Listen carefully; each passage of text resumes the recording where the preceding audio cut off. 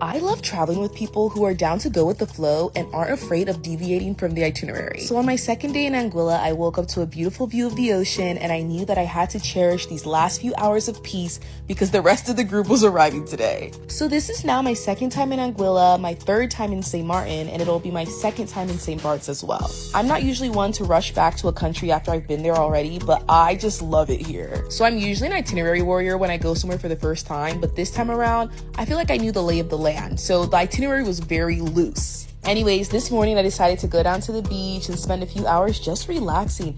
Guys, it was giving private. Like, there was nobody else down at this beach. I went to the bar, got a pina colada, I took a little dip in the ocean. This is honestly what dreams are made of. Wait, and do you guys remember a few years back when I was traveling like once a month? I feel like I used to live in the Caribbean. And then all of a sudden I got a taste of Euro summer and I abandoned the Caribbean, but we are so back because I really miss this. Anyways, after spending some time down at the beach, I actually had to wrap this up and head to the ferry because I'm supposed to meet the rest of the group back in St. Martin at the airport. And just let this be a warning. When they tell you to be at the ferry 45 minutes early, they actually mean it because the boat will leave you. I was there probably 10 minutes early. The boat, yeah, they said no, the boat is gone. The boat is leaving. So I had to buy a public ferry ticket instead.